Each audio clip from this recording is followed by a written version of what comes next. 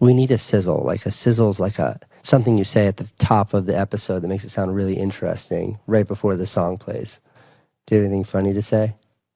Say something clever? Something clever? Okay, welcome back to the podcast. Roll the intro music. Candice and Casey's podcast. They're doing couples therapy. Hey everybody, welcome back to the podcast. Good to have you here. This is Couples Therapy, where Candice and Casey talk about all of our marital problems. My dad used to sing a song and it would go, "It's nice to get up in the morning, it's nice to get up in the morning, it's nice to get up in the morning, but it's nicer to stay in bed," and he'd like pull the covers over himself. So I think it's hereditary. You and your dad and our daughter have the same sleep habit, and your mother and I have the same sleep habit. Neither of you sleep.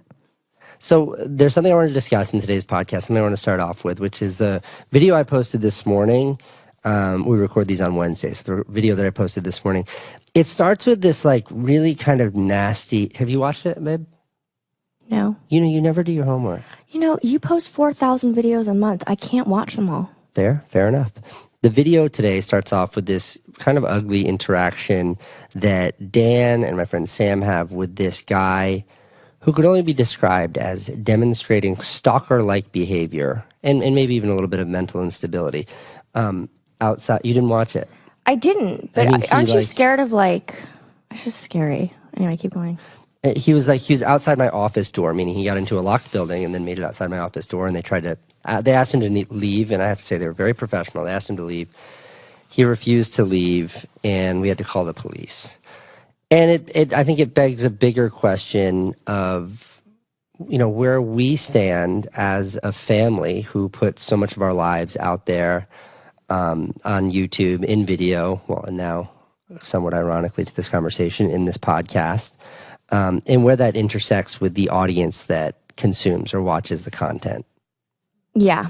I have a different point of view after being in your world than I did before. I think I had the same point of view that most people have, which is this is what you signed up for. You get to jump the line, you get stuff sent to you for free, you have a lot of perks for being quote unquote famous. I mean, you are famous, but it's really hard to wrap my head around because I know you, and I also don't think you're not a Hollywood actor, so it's different. But the truth is that what you put out there makes you more accessible to fans as a person. You're not playing a character in different movies each time. Mm-hmm. People think they know you, and therefore they feel comfortable with you. So I almost think that the attention you get is worse and more invasive than an actor.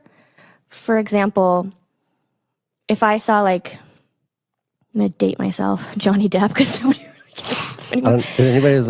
For those of you who don't know, Johnny Depp is a Hollywood actor who was really hot back in the day. And if I saw him walking down the street, I certainly wouldn't walk up to him and be with my film camera and be like, "Hey, can we take a picture together? I love you. You do such great work." Would you or would you not tell him that he peaked at Crybaby? No, but oh my God, Crybaby. I just Okay, we got to stay on. We got to stay focused in today's podcast. He's so hot. So hot, Crybaby. I understand what you're saying. It's when I think of Brad Pitt, I think of Fight Club. And yeah, he's you fall in love with a character. You don't really know what he's like, so you're a little bit shy to go up to them. But people think you're their bro, and it's not a big deal. So I think that I have a unique perspective in that I'm so close to watching people abuse and take advantage of the fact that you're a living, breathing person that they can come up to. And then I also have my parents. Okay, I'll tell a story. In South Africa. Are you going to tell that story? Yeah. I was so pissed So South Africa is really bad because Cape Town's a small town, especially where we stay and the things that we do and the places we go. It's the same places all the time. Wait, let me give a little context for the audience. Sorry to interrupt your story. Candice, for those of you who don't know, is born in South Africa. Everybody knows. You love it. It's this little well, just so the trophy audience you knows. have that your wife is born in a different country. Okay, keep going. Okay. So there was a kid that asked for a selfie. And of course, when the timing's right, which you are very generous with your selfies, you'll stop and take a picture and then go about your business. The same kid saw you again in Checkers and Checkers is a grocery store in South asked Africa. for your picture again. And you're like, dude, I saw you the other day. Okay, let's take a picture. But that was like enough already. Like, you got your picture, back off. And then my family friend shows up at our home with this kid. And obviously this kid didn't let this friend of ours know that he had already had 2 selfies with you. He probably brought up that that you were in town, and then our family friend was That's like, so- "Oh, that's so pissed I'm off. basically related to them. Why don't you just come over to the house?" And that is completely inappropriate. And my mom's like, "Why is Casey being so rude?" I'm like, "Because it's our home. Like, you can't bring it into the I home." was so angry. And to paint the picture a little bit more for you, like the family, the guy who's sort of family who brought the stranger into our house, I could tell from a distance he was just like, yeah, man, I know Casey. You want to go see him right now? That's what it was. And that's what pissed me off. It was like came across as. to get you like some props. It was like at my expense. And that was such an invasion. Like when that stranger walked into our house, I was playing with Francine. I know. I was sitting on the ground playing with our baby And then the daughter. thing is that nobody knows when to walk away. Candice, this conversation is quickly turning into exactly what I didn't want it to turn to, which is us or me complaining. And look, I didn't bring this up to make it a negative thing or to make it like poor me. I think that ultimately the benefits that come with having the kind of attention that like we have, it's so exciting. Like when you go into Candice in a store earlier today and the person recognized her and was more helpful with her. Like, it's not fair. Because it's so, it's great. Yes, Like, but then everything I did, I was insecure about. yeah. All of a sudden, it was like, I'm basically in my pajamas. What is she going to think You of guys me? should see what Candice is wearing right now. She's not basically, there's no basically about what she's wearing. Or like when I go to a She's in doctor her or something, pajamas. and somebody recognizes me in the waiting room, and I'm That's like, super what are creepy. they speculating that I'm here for? And then it just becomes a thing. Like, okay, for example, I probably haven't gotten a bikini wax since my 40th birthday. Wow, let's just slow it down a little bit. Part of the reason is I went for a facial in the neighborhood, and the woman could barely contain her excitement when she saw me. And I was like, great, some woman who knows who I am is now going to pop my zits and my blackheads, and that's just so embarrassing. How am I going to go get a bikini wax? That's why I stopped waxing my bikini area. So I don't want some chick to be like, oh my God, I just Candice Neistat's. Like, that's just not. Is that how it works? They do that bit too? They do everything.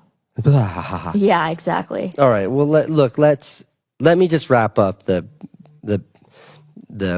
woe is me bitching about being famous bit by saying it is nothing to complain about. It's really not. And I think that I do empathize with people who want selfies. Mm-hmm. So Candice, I wanted to tell a story today. Great. I'm listening. I wanted to. I have to. There's nowhere for me to go. I wanted to tell the story of how we met.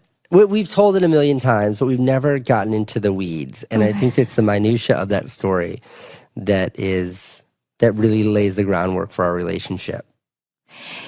I was in this musical called Bye Bye Birdie. He's coming! He's coming! Time back, Birdie! He's coming! And there's this one part where they tell the story of this like child, and the man and the woman have different versions of the story. And the girl goes, he was born in Indochina. He was born in Indochina. He was born in Old Virginia. Son of missionaries there. Thousand-acre farm. But basically, it's two totally different stories talking about this child. I feel like if we had to tell our story, you say the first line and then I'll say what I think the first line is. No? Let's try it. You start. Okay, so when I think of the first real interaction we had, I think of that dinner party where there was that 13-year-old boy there and his dad. Mm-hmm. And you, me, and the kid were sat at the far end of the table, and it was like the kids section. And it was all the fancy adults at the other section, and then you and I at one end. And that was the first time you and I ever really spoke. Yes. That's fair. That's fair. And then if I were to tell that story, it would be, I went with my boyfriend to this dinner party of this art collector who collected your old boss's art. So you were there, and I was there with my boyfriend, but somehow I didn't get to sit at the adult section. I sat at the end with you and the 13-year-old boy. So Candice and I were both losers. She was Losers. there. She was that there because her fucking boyfriend was a big deal, and I was there because my boss was a big deal. So That's right. We were. That's totally right. Okay. We were about as important to those people as the 13-year-old All right, boy. let's show your true cards here. Let's now do what I thought of you.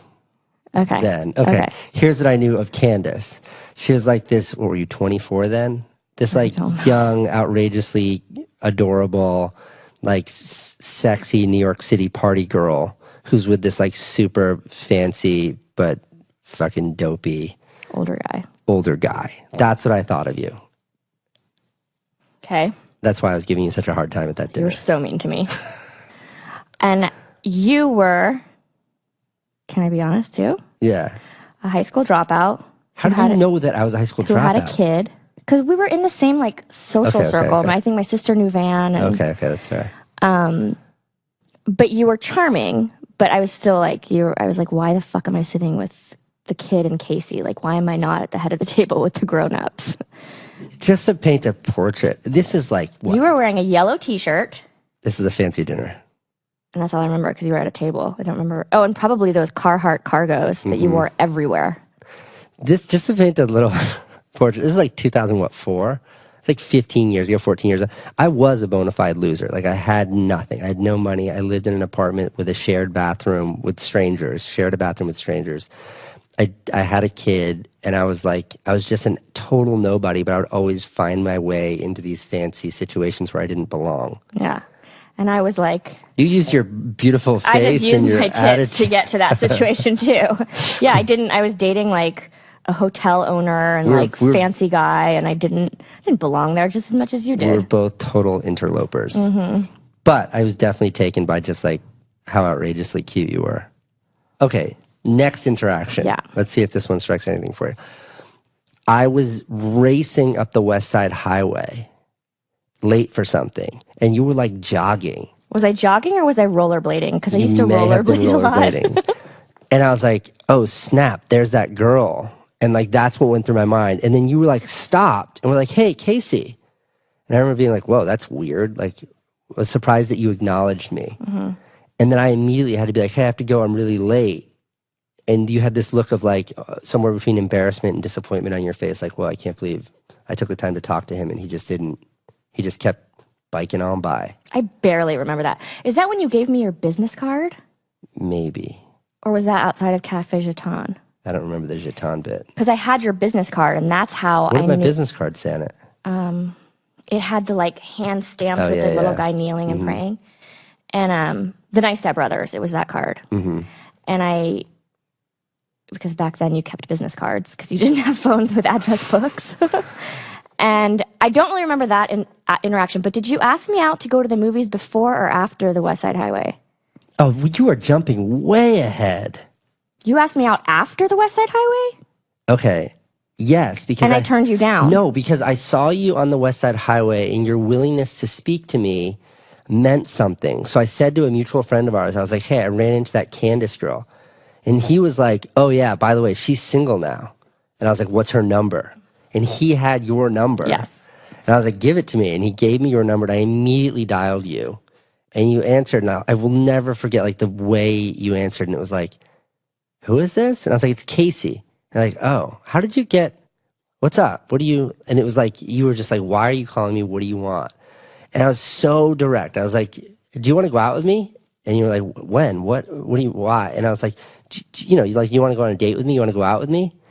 And you didn't say no, but you definitely didn't say yes. Like, I like, let me call you right back? You made it very clear it was a hard and fast no, but you sort of lacked the gumption. Okay, so this is very clear to me. Oh, God. I said, I'll call you right back. I've never heard this, by the way. I'll call you right back. And like hung up on you and immediately called your friend. And I was like, did you tell Casey Neistat to ask me out on a date? And he's like, yeah, he's awesome. I was like, who do you think, don't you think I deserve better than a high school dropout with a kid? I was like so mean. He's like, you're crazy. He's a really great guy. And I was like, well, just back off and don't try to set me up with anybody right now. And that was like the last memory I have of you. before Candice digging Pool. out your Candice Pool, ladies and gentlemen. I was still like young and thought I was gonna, have the perfect life. Just Candice has been asked out. Like in the early 2000s, Jim Carrey once tried to get Candice into a limousine to smoke a joint with her. Mm-hmm. Brad Pitt, who was married at the time, tried to get Candice into her hotel room. Well, I think that is what happened. What was trying to happen, but I didn't pick up on it until later. And then I went on a date with David Schwimmer. Okay, so that's Candice's huge deal. I was hot stuff back then. I know you're still hot stuff. No, I'm old and disgusting now. But then the kid that we were sitting at the table with at the dinner, like a year prior, was having his bar mitzvah. That's right. In Houston. And I knew it was going to be fun, and there were going to be fun people there, and I was like, let's just go. And I was like, I wonder if Casey and Van are invited. They have to be invited. Van's my big brother, by the way. So I called your card, because I didn't have Van's number. I said, hey, did you get invited to that kid's bar mitzvah in Houston? And you said, yeah. And I was like, why don't we all go together? You can stay at my house. And you were like, that's awesome. Like, let's do it. And you booked the tickets. And you booked a ticket that stopped in Dallas because it was cheaper. And I was like, oh my God. You're so pissed about that. You don't make stopovers. And then, Anyway. and then we went to Houston. And then you got drunk and tried to crawl in my bed. And I was like, get the fuck out of my bed. Well, it was a really great bar mitzvah, first of all. And yeah, I did have maybe one or a few drinks that night. And you were just so nice and friendly and like warm. That's what happens when you're from Texas. Well, you were like around your family. Mm-hmm. It was like when I saw you in New York City, I just thought you were like a total babe. And it was more about like the get. Like I just wanted to go out with you so I could go out with you. But then when I saw you in Texas, I really kind of was like, oh my God. Mm-hmm. She's like, and I didn't she's know, a total package. Like my mom, when you left, I was out with my mom and dad.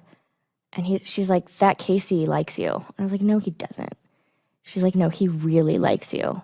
And something happened, and I was like, interesting. How did you not get that I really liked you? I mean, I climbed in your bed. You threw me out of bed like 10 times. I was 20, in my 20s and hot in New York. All guys wanted from me was one thing. I just thought that's what you wanted. When my mom was like, he really likes you, I was like, oh, well, that's different. That's true. That's something I haven't really experienced before. No, and then I went away, and I just remember like calling you, and your mother answered. Yeah, that was it. And then that was it. We came back. You were in Paris, and you're like speaking to my mom, and then she handed the phone, and you go, so I'm getting back on Sunday. Do you want to go on a date next week? And I was like, yep. And that was it. And then like 3 weeks later, we were married for the first time. Yeah, I just don't. I'm not into fucking around when it comes to dating. I wanted to lock it up. Our first date was really exciting because I took Candice to the movies. We saw Kung Fu Hustle. Do you remember that? Yep, I do. And right after the movie was over, I like grabbed her and like kicked in a fire escape door. And then we were in like this abandoned fire only exit for the 14th Street movie theater in New York City, and just grabbed her and like started making out there like it was a romantic comedy or something. And I remember you stopped and you were like, how many other girls have you brought in this? Do you remember saying that? No. You're like, how many other girls have you brought into this theater? And I'm a terrible liar. I think I immediately averted eye contact and shook my head. And Wait, said, you had done that stairway move before? have I not come clean to you about this? No. Are you joking me? That's such like a weapon of seduction. Oh my God! Like he's so romantic. Such a loser. He pulled me into the stairwell. I didn't even know the stairwell was there. Oh my God! Somebody must have taught you that too. Tricks. Yeah, and we did. We got married 3 weeks later. We properly eloped also in Texas. Candice's parents flipped out. My mom was bawling. Yeah, they were so upset. What the hell were we thinking? So stupid. And then you divorced me. No, you broke up with me. Did I? Yeah. Is that what happened? You walked away. You walked away every time we broke up. You were the one that walked away. The only time, because we get into some fight, and the first thing you'd think of was like, I can't do this for the rest of my life.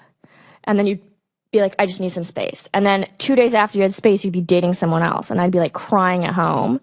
And then a few months later, you realize that other girl wasn't me. So you'd be like, hey, what are you doing tonight? But it was that cycle over and over. And the only time that you ever actually committed to me was when I printed out that list of things that I needed from you as a boyfriend. I was like, these are the things I need. And I sat down calmly and I read the list to you. And you're like, yeah, I can't give you those things right now. I said, okay, well then let's just move on. We really need to just move on. And we ended it, but it was the first time that we ended it on my terms. Yeah, you really called my bluff. I did. But I was serious. It's the first time I ever felt it. I can't do this anymore. It's been years. Then the next time I saw you, 'cause I had to pick something up from your office, you had on white jeans. What does that have to do with anything? It was just you were such a total babe. I saw you in the white jeans. I mean it.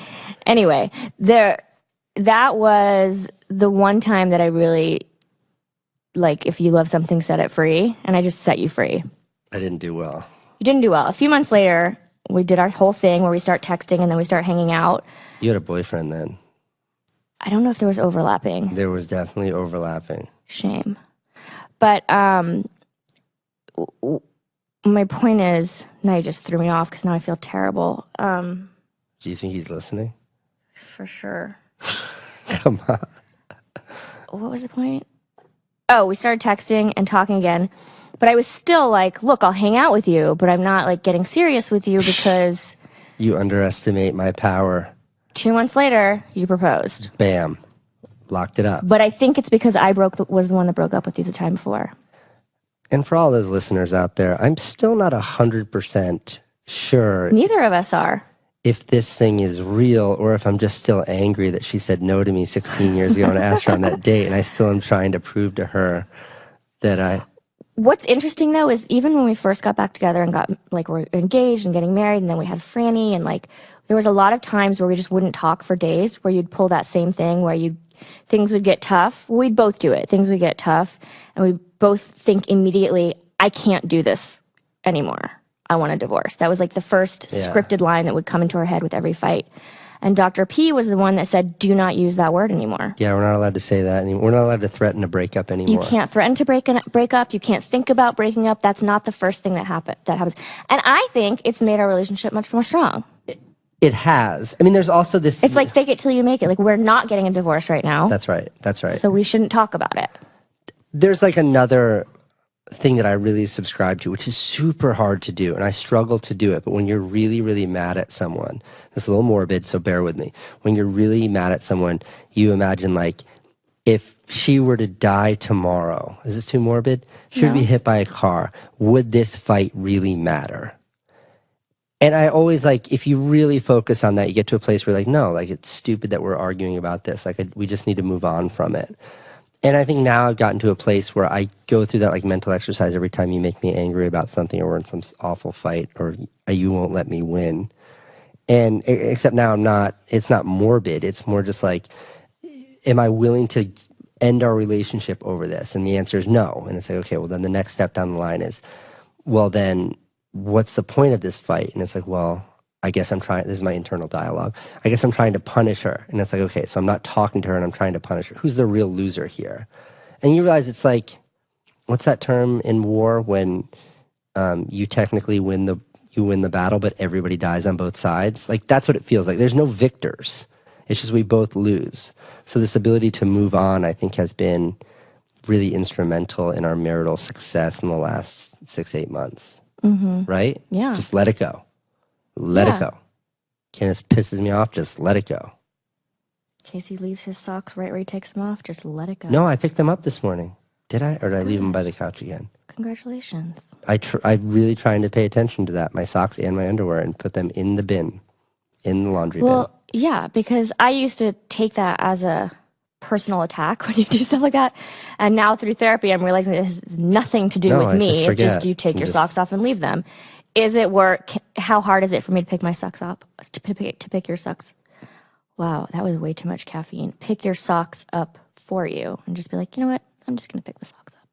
But you still give me a hard time for it. But I still have to remind you. We have a deal at our house. We have in our shower, we have one of those things that's the handle. You can turn it onto the handle and then pick the handle up and wash your toes or whatever. And if Candice leaves the closet door open, which makes the other door smash into it. Is that why it was on this morning? Oh my God! You're so evil. So what happens is if you don't turn the handle back to the shower head and you leave it on the handle, when you jump in and throw on the water, it hoses you down everywhere. It hoses down the entire. It's the most it's freezing cold. It's the most jarring thing in the world. But when Candice leaves the closet door open, the other door slams into it, which like chips the paint. So we have a deal, which is so funny. This morning I was like, this fucker just left the handle on the diverter on the wrong side. Oh, that was just water all over me, all over the bathroom. Yeah, but don't you think it's like a really effective way for you to learn your lesson? I didn't realize that I did there are consequences for your actions, Candice. As there should be. How was Mother's Day? It was great. Was I it? Slept the whole day. And then we went on a date? It was a super romantic date. That was going to be my punchline. Oh, it was a super romantic date. We went to the movies. Dan came. We saw Get Out. Well, that was the last date we went on. It was A Quiet Place. A Quiet Place. And we brought so much food. Yeah, we brought all the candy and all the food. But I got flowers and a card, which I think is just like, that's baseline. And if you do that, everything's fine. And my thinking was like, hey, what did he get you for Mother's Day? And he's like, oh, he got me, there was a card and flowers. It's like, oh. So everything above card and flowers, I feel like is bonus. And Dan and I went to the mall so he could help me pick out a bag. And I know that Candice likes backpacks. So I got her this really awesome designer backpack with like logos all over. It was very hip hop. And I don't even think you opened the box before I could tell. Like, you've gotten so lazy with faking that you like a gift that I get you.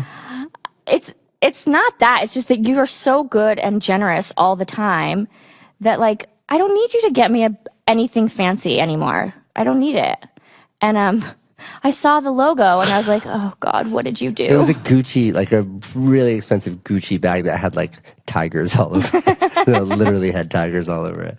I thought it was awesome. It's totally awesome, but I'd rather put that money towards a different Gucci more bag. LaCroix, more soda. More LaCroix soda water. But it was I think it was a successful Mother's Day. And somehow I still got to go to work on Mother's Day.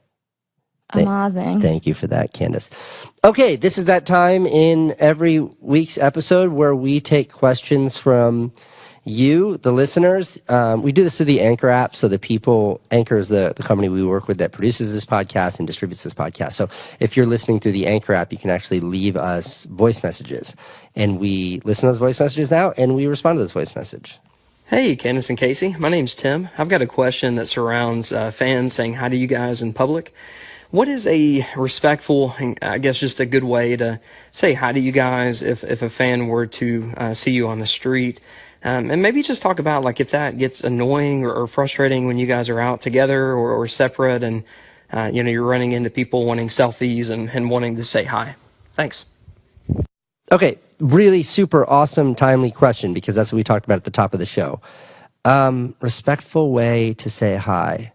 I think it's like what we talked about where it's like, say, hey, Casey, I'm a fan, or hey, Casey, you inspire me, or hey, Casey, fuck you.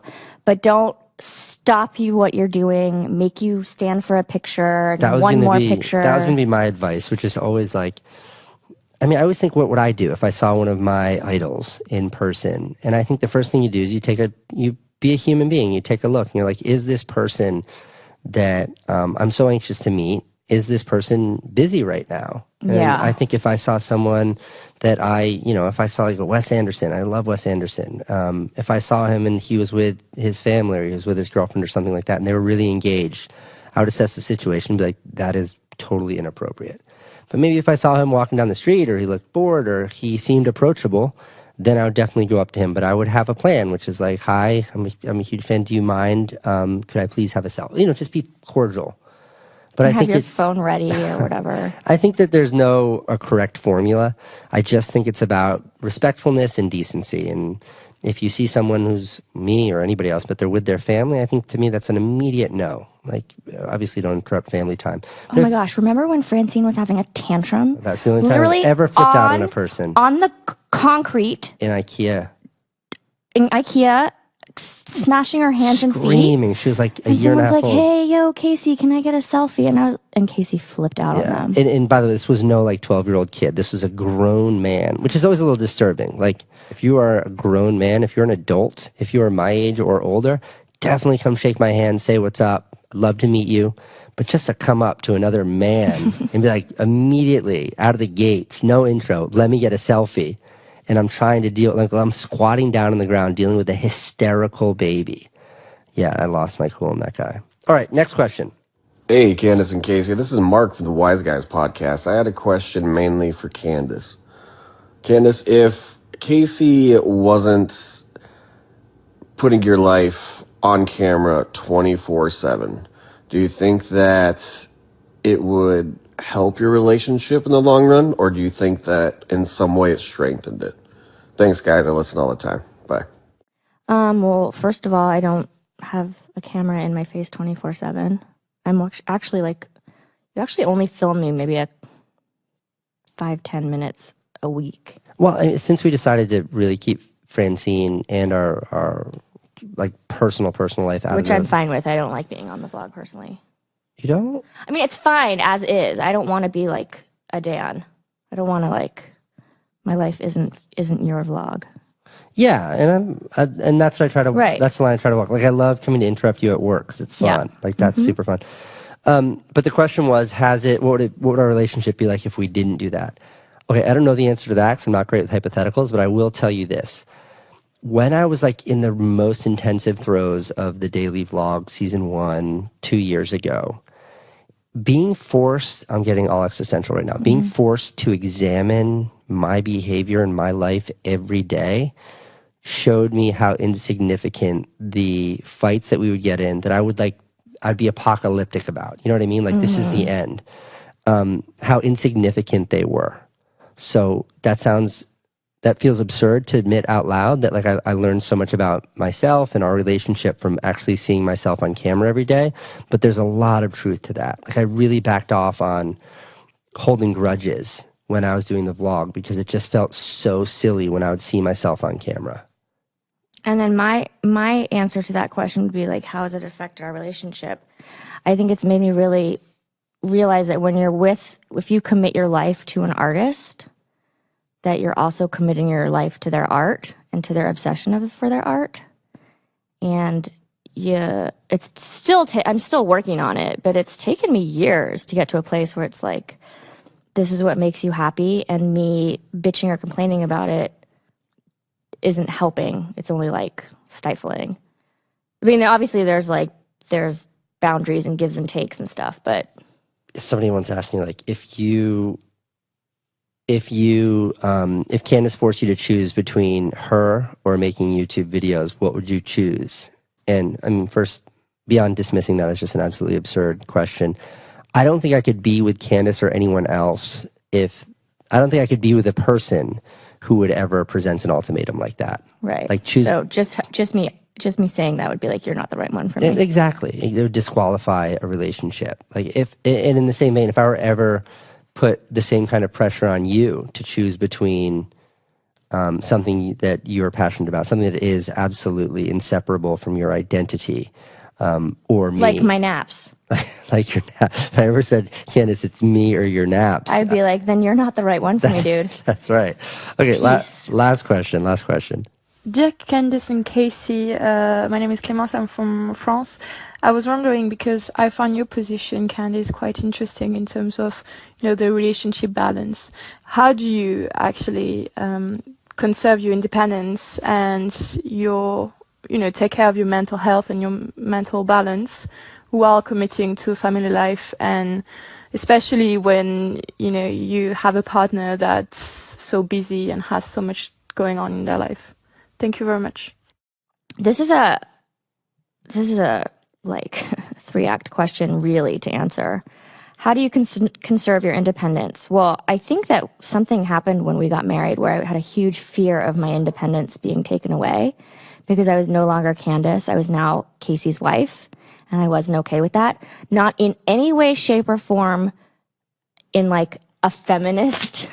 Sorry, ladies. Like, it had nothing to do with like, oh, I'm a woman, hear me roar. It had everything to do with like, wah, poor me.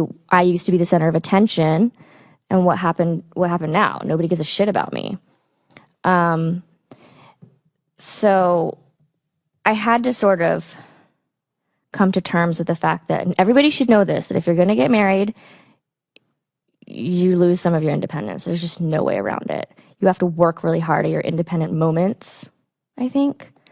But you're a couple and you're a family, and people refer to you as that, and people think of you as that. And I have to say,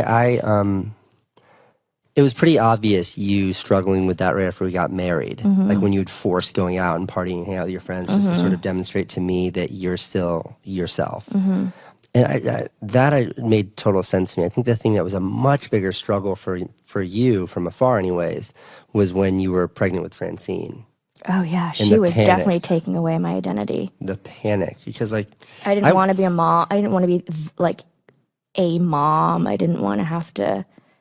It was just hard. It was like giving up everything I'd ever worked for and experienced on my own was now disappearing completely. I have to say, watching from afar, and I'm not saying this is a dig against any of your friends, watching from afar, like, it was really clear which of your friends were party friends, as in not real friends, and which of your friends were there for you. Because you had such a clique of, like, homies, and then when you got pregnant, a lot of them just kind of disappeared. I don't blame them for that. It's very difficult when your friendship is based around fun and spontaneity, and all of a sudden, well, I can't go to that party because I don't drink, or I can't get drunk because I can't be hungover because I have a baby. Like the first time I was actually hungover with Francine as a like infant was the most punishing thing I've ever experienced, and like, I mean, I'm sure I got hungover a few times after that, but I was like, this can't happen again. So giving up my wild child, carefree, look at me, I'm a clown sort of personality was really difficult. And now I'm just fucking boring as shit. That's exactly how I like you. No. My favorite version of you, Candice, is not like the 23-year-old party girl. My favorite version of you is now. Chubby in pajamas and sleeping all the time? Well, I just mean you're like so much more endearing and honest, and you don't sort of pander to expectations now the way that you did back in the day. Like back in the day, it was all about like there's a self-awareness now that didn't used to be there, and that self-awareness comes across as like you just being a much more honest. When I look at you, I know exactly who you are, and that wasn't the case when you were younger. I don't think it's the case with anybody when they're young and trying to figure it out. I guess so. I don't know. I don't know who I am. This is getting Which leads to the next question. We're doing another question? Next part of that question, Okay. and how do you take care of your mental balance while committing to family life, especially when you have a busy partner? This might be a long episode. Mental balance, it takes, I think it took like a few really bad mood breakdowns where, why are you laughing? Because the babysitter just sent me pictures of Francine, and look at her smile. I know, she's She's adorable. like a goofball. I'm sorry, keep going. I'm listening. When I was single, I could have my like depressive moments where I could sit in my house for 3 days, not leave, not shower, and feel sorry for myself, and drink when I woke up and drink when I went to sleep and take Xanax, and there were no consequences. So I didn't have to, although I had a psychiatrist, I didn't go every week. I went once a quarter just to check on my meds, and that was it, and didn't go to a therapist. And when you have a baby and a partner, I'm sharing my space with another adult, and another little human. I can't lock myself in my room for 3 days and take Xanax and drink and feel sorry for myself and not shower. It's just not, it's not an option, right? So I have to take care of it. And how do you take care of it? Well, the first thing is you go to a doctor, and the doctor says, you need to come every week. And then you say, that's a pain in the ass and expensive. And they say, well, you need to. And then you do it. You know what sucks though, is how expensive therapists are. And how it's not covered by insurance and shit like that. You're glossing over something, which is that I think when you're under the gun, when responsibility is forced upon you, is when you rise to the occasion. That's true probably in every part of my life. I think it's true for everyone. Yeah. I mean, No, that's where you make or break it. Okay, that's absolutely right. That's the decision point. Because you have to decide to take care of yourself. You have to decide that I can't do this to my husband. It's not fair. It's one thing to be like indulgent and really brood, and when you're depressed and you're feeling at your lowest point, it's almost enjoyable. I think only people who have ever been depressed will understand that. It's like a very comfortable place, and you almost feel safe the lower you go. But if I'm sharing my life with a person who's happy, I have to make the decision that I can't let myself get comfortable there because it's not fair to you, and I've chosen to share my life with you. Yeah, well, I think when I look at you now, I see like a 40-year-old woman who's a mother and a wife and responsible and a business owner and all of these things. But 2 years ago, how old's Francine? 3.5. Okay, 5 years ago, you were a 17-year-old little spoiled brat. Yes. And anything you wanted, you'd be surrounded by people saying, "It's okay, sweetheart, you're okay." For sure. And when you would throw your tantrums, and when you would be depressed, and when you would flex on those things, instead of rising to the occasion and treating them the way that they should be treated, you would just indulge. And your mother would jump on the next plane and fly up to New York to rub your back and tell you everything's fine, it's the world's fault, not yours. And that's what everyone and everything around you would do. And that was the thing. I had no empathy for that. I didn't understand that at all. I knew you were struggling, but it was the environment that you were in and the way the world was responding to you that I just thought was totally fucking irresponsible and outrageous.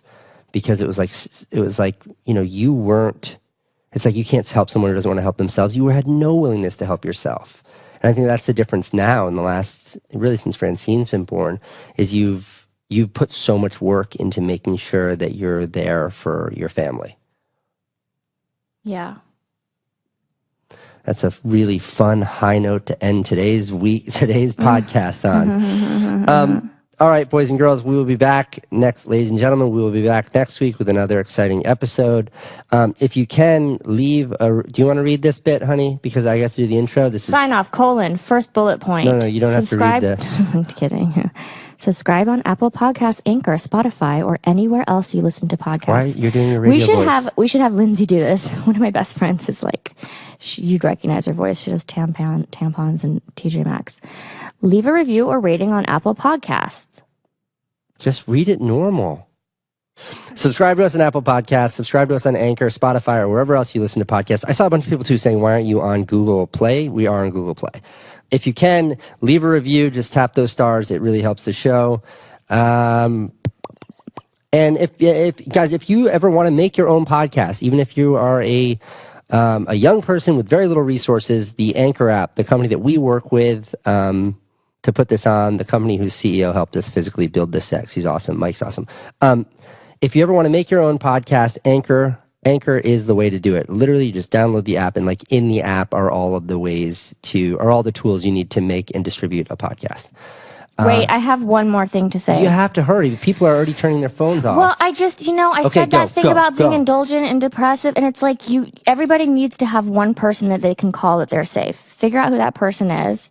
Speak to that person first and be like, "You're the person I'm going to call if I ever feel like I'm slipping." That's true. Having someone... And then you just call. My person was Jen back in the day. And we weren't even best friends or anything. She was just somebody I knew I could call and be like, "I need help." That's it. Bye.